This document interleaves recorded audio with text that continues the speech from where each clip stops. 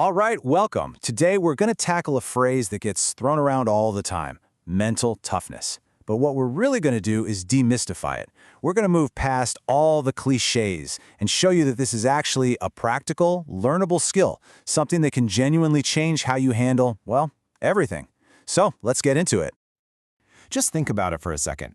When life throws a real curveball at you, major stress at work, a personal setback, or just the daily grind wearing you down, what's your first reaction? How we answer that question is really at the heart of our mental strength. And that's exactly what we're here to build today.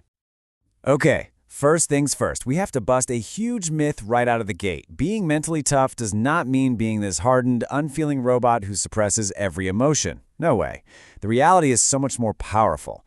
It's about being resilient and adaptable. It's about learning how to bend without breaking. So, what's the actual definition we're working with? Well, at its core, mental toughness is pretty straightforward. It's the ability to keep pushing forward, to stay determined even when things get really, really hard.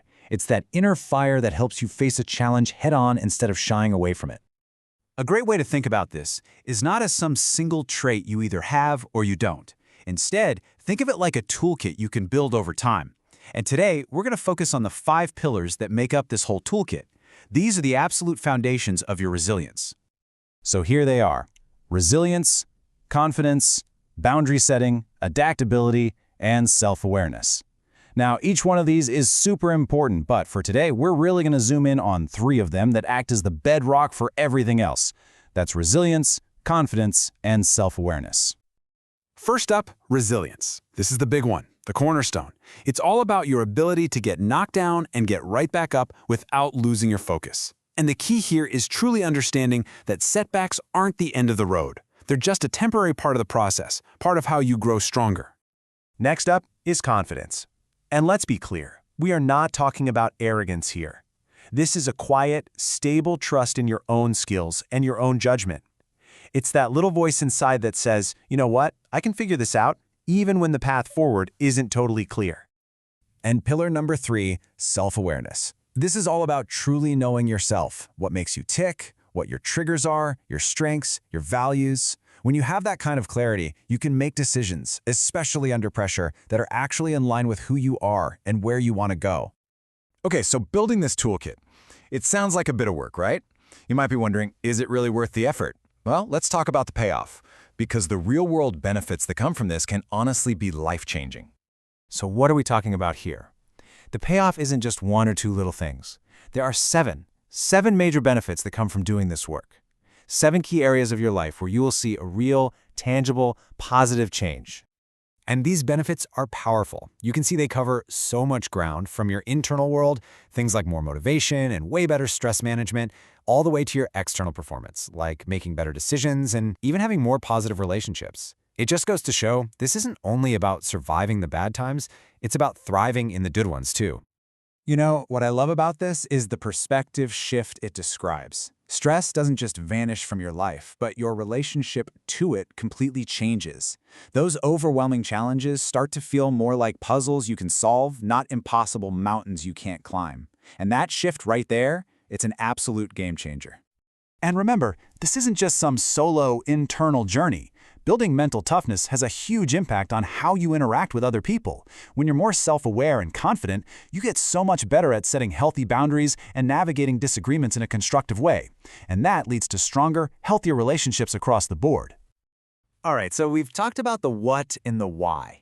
Now it's time for the most important part, the how. Let's get practical and walk through a real, actionable roadmap with strategies you can start using today to build those pillars of mental strength.